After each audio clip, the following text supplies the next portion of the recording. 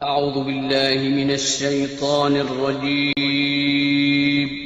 پناہ مانگتا ہوں میں اللہ کی شیطان مردود سے. بسم الله الرحمن الرحيم. شروع اللہ کا نام لے کر جو بڑا مہربان نہایت رحم والا ہے. رحمت اللہ تعالی علیہ کی ماں آپ کے مصلے کے نیچے شکر کی پڑیا رکھ دیتی ہے. چونکہ بیٹا شکر سے پیار کرتا تھا تو کہا کہ بیٹے نماز پڑھا کرو، شکر ملے گی. تو شکر کی پڑیا چپکے سے مصلے کے نیچے رکھ دیتی ہے. بیٹا سلام پھیرتا ہے، مصلہ اٹھاتا ہے تو شکر کی پڑیا مل جاتا ہے.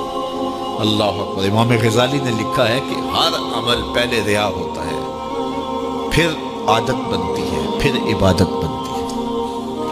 ہم پہلے دن ہی کسی کو ولی دیکھنا چاہتے ہیں، ایسا نہیں ہوتا. پہلے عمل ریا ہوتا ہے، پھر آہستہ آہستہ عادت بنتی ہے، اس کے بعد پھر عبادت بنتی ہے.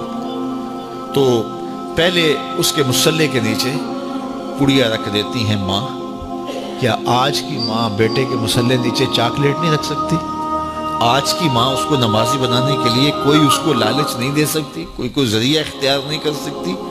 بابا فرید کی ماں، آج کی مائیں تو ماشاءاللہ بڑی پڑھی لکھی ہیں. اللہ اکبر. وہ تو سادہ دور تھا، لیکن سادہ مزاج ماں اپنے بیٹے کو ولی دیکھنا چاہتی ہے.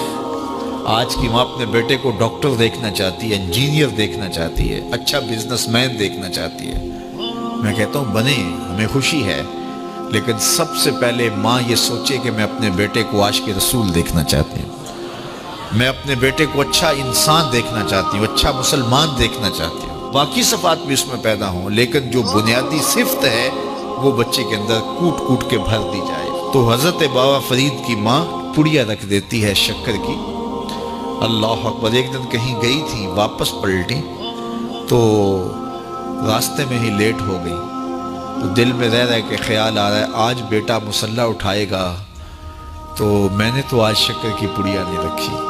پھر ماں جھولی پھیلا کے راستے میں دعا کرتی ہے مالک فرید کی ماں کی محبت کی لاج رکھ لینا. اس نے یہ ایک طریقہ، ایک حکمت، ایک ہیلا کیا ہے اپنے بچے کو نمازی بنانے کا. مالک فرید کی ماں کی لاج رکھ لینا. واپس جب گھر پلٹی تو بچہ نماز پڑھ چکا تھا. تو آتے ہی پہلا سوال کیا بیٹے نماز پڑھ لی ہے؟ تو بیٹے نے کہا ہاں امی نماز تو پڑھ لی، لیکن کے بعد ماں کا دل دھڑکنے لگا کہ لیکن کے آگے یہ نہ ہو کہ آج مجھے شکر کی پڑیا نہیں ملی. کہا لیکن، تو ماں کا دل دھڑک رہا. کہا کیا بیٹا؟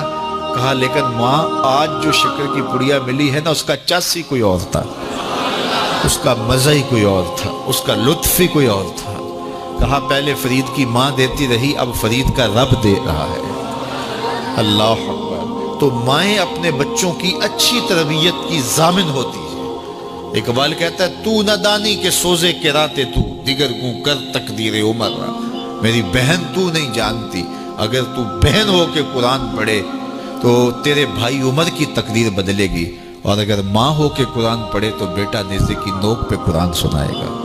تو یہ ماں کا اثر ہوتا ہے، ماں کی تربیت کا رنگ ہوتا ہے. حضرت خواجہ قطب الدین بختیار کاکی رحمت اللہ تعالی علیہ 14 پاروں کے حافظ تھے.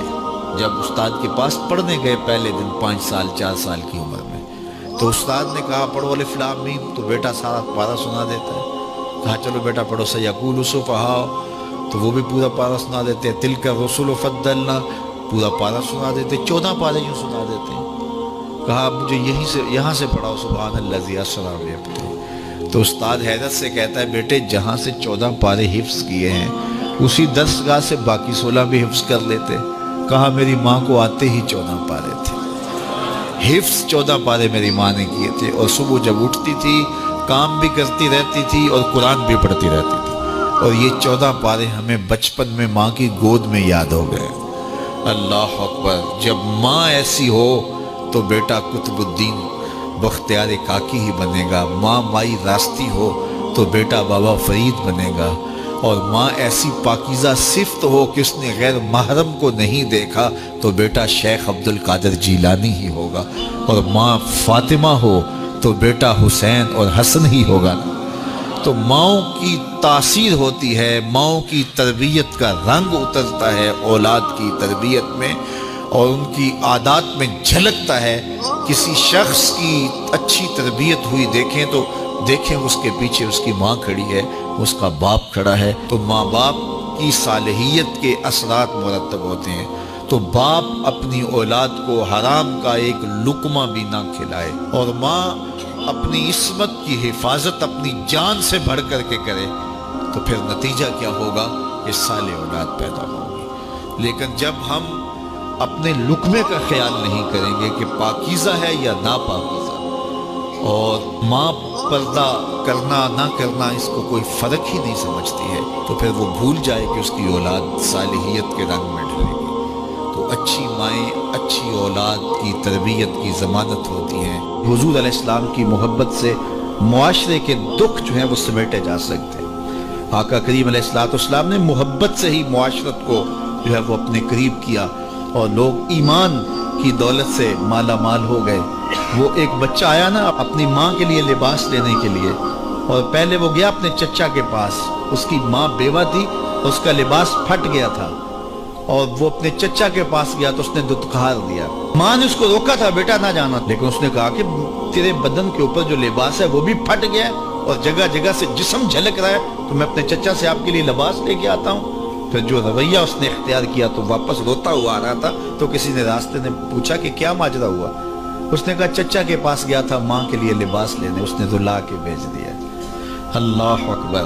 تو اس نے کہا کہ جہاں سین حرم میں محمد نام کا ایک شخص بیٹھا ہوا ہے، اگر تو اپنا دکھڑا اس کے سامنے پیش کرے تو وہ امید ہے تمہیں رد نہیں کریں گے، لیکن سن لے ان کا دین کوئی اور ہے.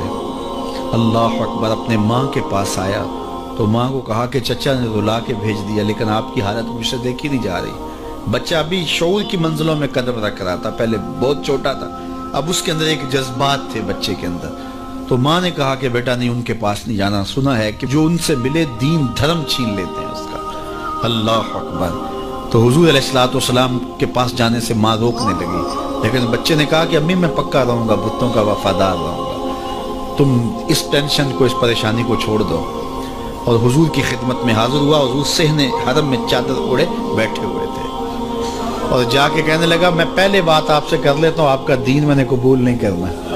حضور مسکرا کے بولے بیٹا بتاؤ کس لیے آئے ہو؟ کہا میری ماں بے لباس ہے، میں آپ سے لباس لینے آیا. حضور نے چادر رحمت اتار کے اس کے کندھوں پہ ڈالی. اللہ اکبر. وہ واپس آ گیا اور ماں پر حضور کی چادر اڑائی. اللہ اکبر. اور ماں نے کہا کہ بیٹے اس نے اپنا دین تو نہیں تجھے دیا؟ کہا نہ میں نے پہلے کہہ دیا تھا تیرے دین نہیں مانوں گا. ماں کہنے لگی پتر اس کا دین ماننا چاہیے، یہ جس نے رحمت کی چادر ہمارے سر پہ تان دی. اللہ اکبر. تیری تک کے ادامہ میں مرید ہو گئے. اس بوڑھی عورت کا قصہ بھی آپ نہیں بھول سکتے، جو گھر کا سامان باندھ کے اپنے دروازے پہ بیٹھی ہوئی تھی، اور اس نے سنا تھا مکے میں ایک جادوگر آیا ہے جسے ملتا ہے اس کا دین چھین لیتا ہے. کہیں ایسا نہ ہو کہ کہیں اس سے ملاقات ہو جائے اور وہ دین ہی میرا چھین لے، مجھے شہر چھوڑ دینا چاہیے. گھر کے تھڑے کے اوپر سامان باندھ کے بیٹھی ہے. حضور بھی گزرے تو اس نے دیکھا تو کہا بھتیجے یہ سامان میرے سر پہ رکھ دے. حضور نے سامان اٹھایا، دیکھا تو بوجھل تھا، وزنی تھا، اور بڑھیا کو دیکھا تو کمزور تھی. تو کہا کہ بڑھیا اگر چاہو تو جہاں چاہتی ہو میں خود نہ چھوڑا.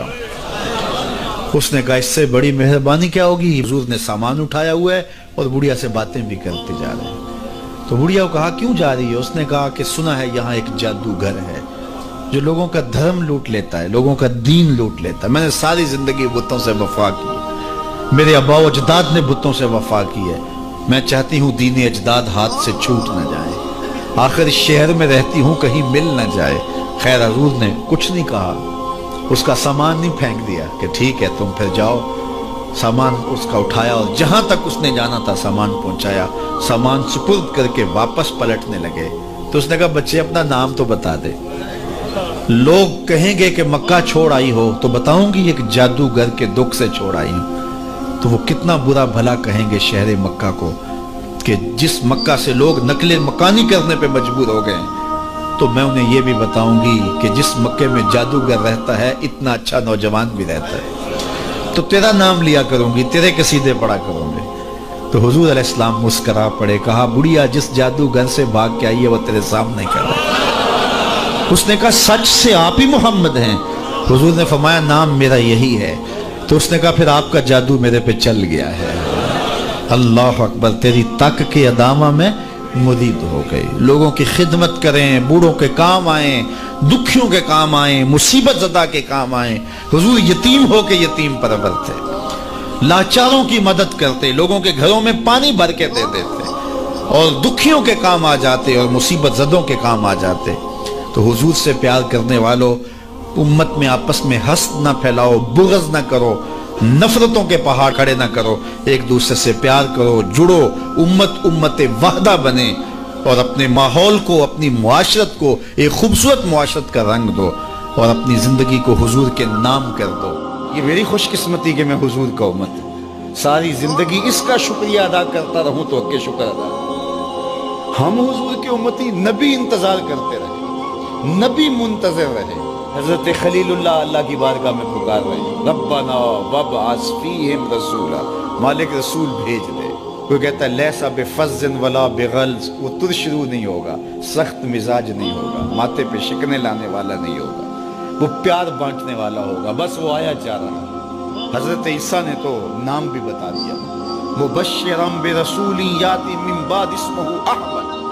لوگوں میں جا رہا ہوں، چلو نام بھی بتا دیتا ہوں، میرے بعد جو آنے والا اس کا نام احمد ہوگا۔ نبی انتظار کرتے رہے، 12 نبیوں نے انتظار کیا حضور کی امت میں ہونے کے لیے، تمنا کی۔ نستورہ راہب انتظار کرتا رہا، بحیرہ راہب انتظار کرتا رہا۔ شب ہجر کی سختیاں کوئی اس سے جا کے پوچھے، تیری راہ تکتے تکتے جسے صبح ہو گئی۔ زندگیاں گزار دی انہوں نے۔ سلمان فارسی کی کہانی سن لو، مجوسی کے بیٹے تھے، حق کی طلب میں نکلے، باپ نے گھر سے نکال دیا، ایک پادری کے پاس جا کے رکے، زندگی بھر اس کی نوکری کی۔ جب اس کا آخری وقت آیا، اس نے کہا میری تدفین کے بعد غموریا چلے جانا، وہاں کا پادری خدا رسیدہ ہے، تجھے اس سے کچھ مل جائے گا۔ کہتے میں وہاں سے غموریا آ گیا، پھر اس پادری کی ساری زندگی خدمت کی۔ جب وہ مرنے لگا تو اس نے کہا کوئی ایسا شخص نہیں ہے جس کے پاس اب میں تجھے بھیجوں، لیکن نبی آخر الزمان کے ظہور کے لمحے آ گئے، تو یہاں سے یثرب چلا جا، وہ اس نبی کی ہجرت گاہ ہوگی، تیری زندگی سنور جائے گی، تو نے بڑی محنت کی ہے، بڑی نوکری کی ہے میری۔ کہتے میں نے اس کو کہا کہیں ایسا نہ ہو میں دھوکہ کھا جو مجھے کوئی نشانی بتا دے۔ اس نے کہا 3 نشانیاں ہیں، ایک صدقہ نہیں لے گا، دوسرا ہدیہ رد نہیں کرے گا، تیسرا 2 کندھوں کے درمیان مہر نبوت۔ کہتے ہیں میں نے اس کی تدفین کی، یثرب کی جانب جاتے ہوئے ایک قافلے میں شامل ہو گیا، انہوں نے مجھے پکڑ کے اپنا غلام بنا لیا، لیکن میرے پہ مہربانی یہ کی کہ مجھے بیچا جا کے مدینے میں۔ ایک یہودی نے مجھے خرید لیا، میں اس کے باغ میں گوڈی کرتا تھا، کام کرتا تھا، کھجوریں توڑتا تھا، لیکن میں انتظار میں تھا کہ کبھی وہ نبی آخر الزمان آئے تو مجھے دید ہو، کبھی عرش پر، کبھی فرش پر، کبھی ان کے در، کبھی در بدر۔ غم عاشقی تیرا شکریہ، میں کہاں کہاں سے گزر گیا۔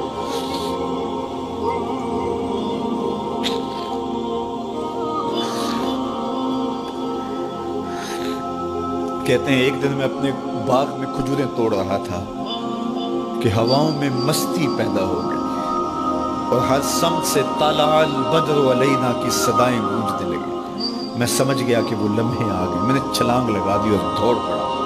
میرے آقا نے سمجھا شاید غلام بھاگ گیا، اس نے دوڑ کے مجھے پکڑ لیا۔ میں نے اس کو کہا کہ میں نوکر تیرا ہی ہوں، لیکن دل نوکر کسی اور کا ہے، میں بھاگوں گا نہیں، مجھے جانے دے۔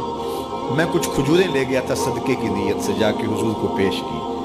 آقا کریم نے فرمایا ہم نبی صدقہ نہیں لیتے۔ کہتے ہیں نشانی ایک پوری ہوگی، کہتے ہیں کہ میں کچھ دنوں کے بعد اور کھجوریں لے گیا، اور میری نیت ہدیہ کی تھی، میں نے پیش کی، حضور نے قبول فرما لی۔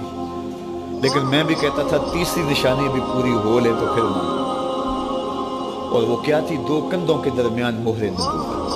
کہتے ہیں ایک دن حضور میرے باغ میں آئے، اور آقا کریم نے اپنے مبارک کندھے پہ چادر رکھی ہوئی تھی، اور چادر کی اوٹ میں مہر نبوت چھپی ہوئی تھی، اور میں پیچھے ہو کے دیکھتا تھا، اور میری آرزو یہ تھی کہ کوئی تیز جھونکا ہوا کا آئے اور چادر ہٹ جائے اور میں مہر نبوت کی زیارت کر لوں۔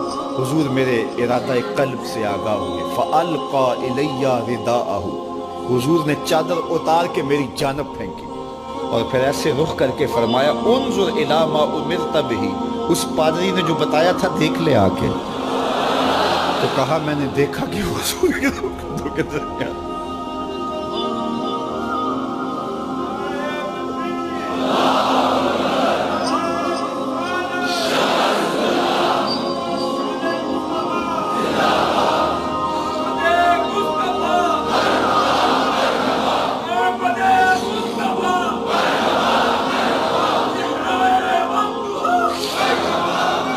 شب ہجر کی سختیاں کوئی اس سے جا کے پوچھے، تیری راہ تکتے تکتے جسے صبح ہو گئی۔ ہم نے تو کوئی انتظار نہیں کیا نا، ہم نے تو کوئی دکھ نہیں سہا، ہم سوئے تھے مقدر جاگ اٹھے۔